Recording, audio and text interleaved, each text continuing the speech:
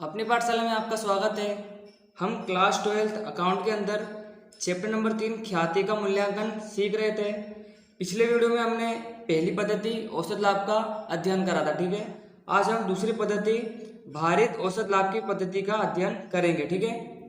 यहाँ इसका सूत्र है भारित औसत लाभ बराबर कुल भारित लाभ बटे कुल भार। भारित औसत लाभ का सूत्र कुल भारित लाभ बटे कुल भार। जहाँ ख्याति का सूत्र जो वहाँ पे था वही यहाँ पर है, बस यहाँ पे भारित औसत लाभ आ जाएगा गुणे ख्याति के खरीदी के वर्ष, ठीक है। ये किसका सूत्र रहा हमारा? भारित औसत लाभ की पद्धति का। सबसे पहले क्या था? भारित औसत लाभ बराबर कुल भारित लाभ बटे कुल भार। अब ख्याति का सूत्र क्या यहाँ पे? भारित औसत लाभ गुणे ख्याति के खरीदी के वर्ष। अब यहाँ पे कुल भारित लाभ और कुल भार कहाँ से लेना है मैं आपको सवाल में ही बताऊंगा। ये कुछ नोट लिखी मैंने यहाँ पे जिसे आपको याद रखना है। जब लाभ सतत बढ़े अथवा लाभ सतत घटे तब इस पद्धति का उपयोग होता है। आपको सवाल में देखना होगा, अगर सवाल में आपको कहा है कि भारित औसत लाभ की पद्धति से सवाल करिए तब तो आपको सब इजी हो जाता है क्योंकि उनसे बोल दिया है। बट कभी कभार सवाल में नहीं कहा जाता है कि कौन सी पद्धति से सवाल को हल करना है, तब आपको ये याद रखना है। आपको सवाल में देख लेना है कि अगर वर्ष में सतत लाभ बढ़ रहा है या सतत लाभ घट रहा है तब कौन सी पद्धति का उपयोग करना है हमें? भारित औसत लाभ की पद्धति का, ठीक है। यदि लाभ सतत घटे बढ़े तब कौन सी पद्धति का उपयोग करते हैं हम? औसत लाभ की पद्धति का, ठीक है। तो चलिए हम कुछ सवालों को देख लेते हैं जिससे आपको ज़्यादा पता चले। क्वेश्चन नंबर 4 और 5 हमने पिछले वीडियो में कर लिया था।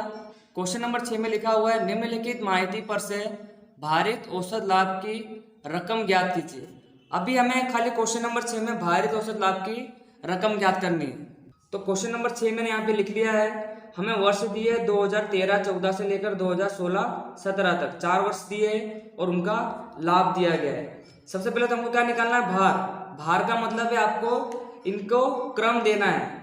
अगर जो पहला वर्ष उसको क्रम क्या देंगे हम? 1, दूसरे वर्ष को 2, तीसरे को 3 और चौथे को 4। जितने वर्ष हो आपको उतने क्रम देने और इसका टोटल कर लेना है। इसका टोटल यहाँ पे आएगा 10। अब कुल भारित लाभ का मतलब है आपको लाभ और भार का क्या करना है? गुणा करना है, ठीक है। तो 60,000 गुणा 1 से करेंगे 60,000, 70,000 का गुणा 2 से करेंगे 1,40,000, ऐसे ही 90,000 गुणा 3 से करेंगे 2,70,000, लास्ट 1,10,000 का गुणा 4 से कर देंगे 4,40,000, ठीक है। इसका टोटल कर लोगे आप 9,10,000।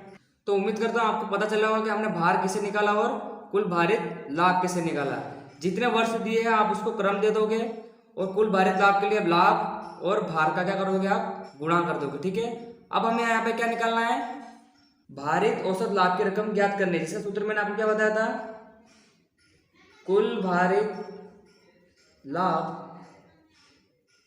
बटे कुल भार। यहाँ हमारा कुल भारित लाभ कितना आया है? 9,10,000 बटे कुल भार कितना आया है? 10। आपको भाग दे देना है इसको 91,000 भारित औसत लाभ की रकम आई। बस इतना ही इजी क्वेश्चन है, कुछ नहीं करना है इसके अंदर। औसत लाभ की पद्धति भी इजी है और भारित औसत लाभ की पद्धति भी इजी है बराबर।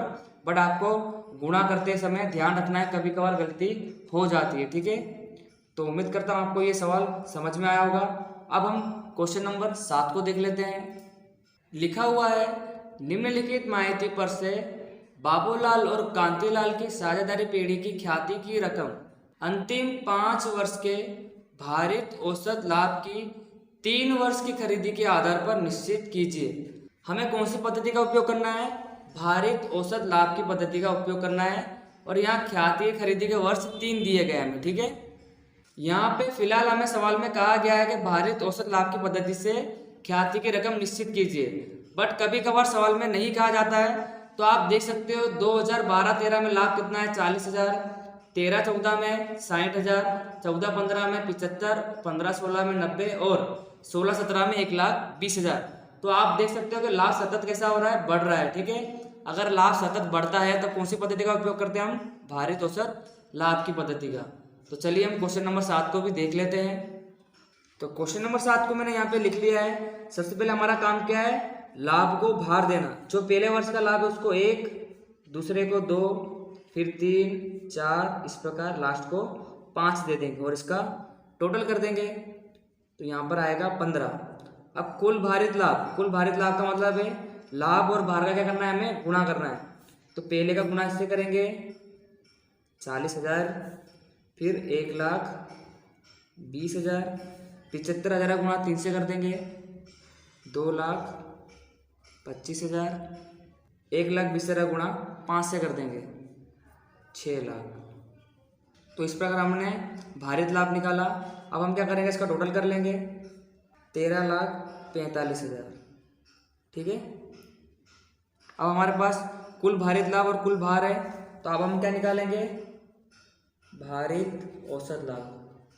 कुल भारित लाभ बटे कुल भार।